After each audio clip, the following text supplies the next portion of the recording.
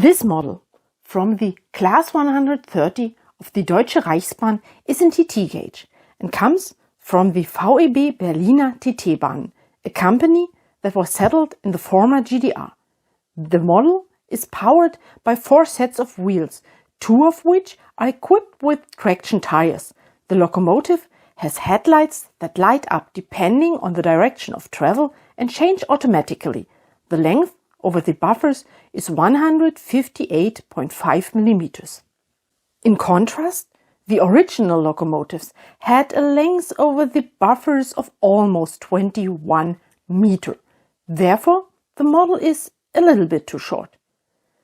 With an operating mass of between 116 and 127 tons, the original locomotives achieved speeds of 100 to 140 kilometers per hour, depending on the engine installed. Between 1970 and 1982, a total of 873 locomotives of this series were built in the Voroshilovgrad locomotive factory in what is now Luhansk, and those locomotives were then imported into the GDR, even though this number contains numerous locos that belong, strictly speaking, to the 131 series. The history of the series 130 is somewhat long. As early as 1966, the GDR Council of Ministers decided to change traction from steam to diesel. The idea of a direct switch to electric locomotives was rejected for many reasons. In addition to a lack of materials, not enough electricity was produced to supply the corresponding number of electric locomotives. In addition, in the GDR, both traction power systems and electric locomotives were given to the Soviet Union as reparations after the end of the Second World War. They couldn't be replaced casually. This led to the decision to replace steam locomotive operation with diesel locomotives, especially because this approach was also associated with lower costs, as no lines had to be electrified and no additional power plants had to be built. However, this opened up a new problem. The companies that produced locomotives in the GDR were already at full capacity with the orders from home and abroad for the construction of low to medium performance class diesel locomotives.